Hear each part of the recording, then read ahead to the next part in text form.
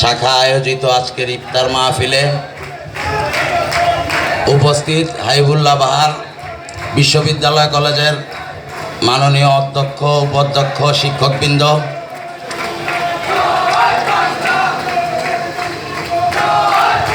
কলেজের ছাত্রছাত্রীবৃন্দ, সবাইকে রোজার দিনে দুটি কথা বলে আমি শেষ করব।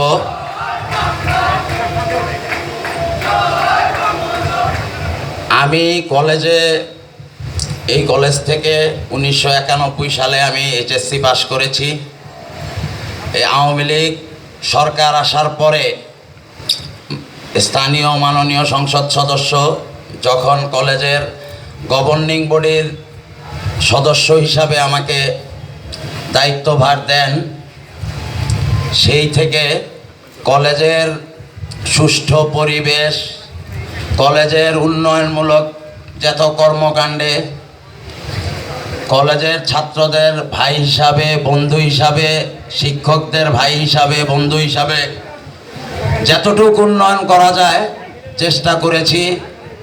বিগত সময়ে কলেজের বিভিন্ন ছাত্রছাত্রীর দ্বারা যারা ইতিমধ্যে কলেজ থেকে বিতাড়িত হয়েছে, বিভিন্ন অপকর্মের কারণে মাদক ব্যবসায় জড়িত ছিল, বিভিন্ন চাঁদাবাজিমূলক কাজে জড়িত ছিল, এরকম একটা পরিবেশ থেকে কলেজকে আজকে বিগত 2-3 বছর 4 বছর যাবৎ স্বাভাবিক সুন্দর একটা পরিবেশে মোটামুটিভাবে আনতে পেরেছি।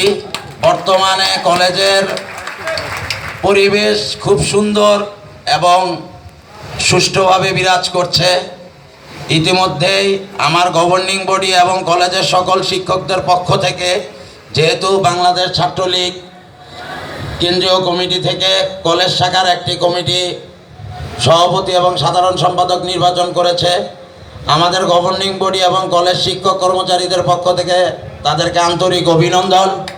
এবং কলেজের সুষ্ঠু পরিবেশ যাতে বজায় থাকে, কলেজের নিয়ম শৃঙ্খলা সব কিছু যাতে বজায় থাকে, এটা নির্দেশ নয়, অনুরোধ রইল সবার প্রতি সুন্দরভাবে সবাই যাতে একসাথে সুন্দরভাবে চলতে পারে, সেইভাবে কলেজের সমস্ত শিক্ষকদের নির্দেশনা মেনে শিক্ষকদের স্বার্থ সংশ্লিষ্ট জিনিসগুলি পালন করে সবাই যার যার দায়িত্ব পালন করবে, এই বলে আমি আমার বক্তব্য শেষ করলাম। জয় বাংলা, জয় বঙ্গবন্ধু।